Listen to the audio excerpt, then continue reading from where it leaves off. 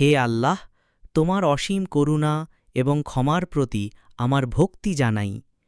আমি আজ এখানে দাঁড়িয়ে আমার অন্তরের গভীর থেকে তোমার কাছে ক্ষমা চেতে এসেছি। আমি জানি আমি অনেক পাপ করেছি। আমার চিন্তা, কথাবার্তা এবং কাজের মাধ্যমে আমি তোমাকে অসন্তুষ্ট করেছি।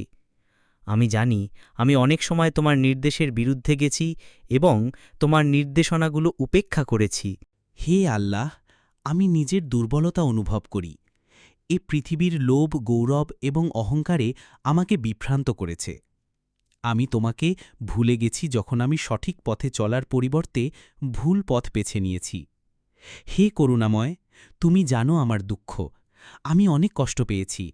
জীবনের দুঃখগুলো আমাকে ক্লান্ত করে দিয়েছে। তবে আমি জানি এটি আমার নিজের কর্মকাণ্ডের ফল। কে তোমার জ্ঞান ও ক্ষমতা নিয়ে প্রশ্ন তুলতে পারে? তুমি তো মহান। আমি চাই তুমি আমার পাপগুলোকে ক্ষমা করো। আমি সদা প্রস্তুত আছি তোমার দিকে ফিরে আসতে। হে আল্লাহ, তুমি আমাকে শক্তি দাও যেন আমি আবার নতুন করে শুরু করতে পারি। তুমি আমাকে ক্ষমা করে দাও যেন আমি নতুন করে তোমার পথে চলতে পারি। আমি প্রতিজ্ঞা করছি আমি আমার সমস্ত চেষ্টা দিয়ে তোমার আইন মেনেই জীবন কাটাব। আমি দোয়া করছি যে তুমি আমাকে সঠিক পথের নির্দেশনা দেবে যেন আমি আর পিছনে ফিরে না যাই। হে পরম করুণাময়, আমি তোমার সান্নিধ্যে আসতে চাই। তোমার সাথে এক নতুন সম্পর্ক গড়তে চাই। আমাকে ক্ষমা করো এবং আমাকে শক্তিশালী করে দাও। আমিন।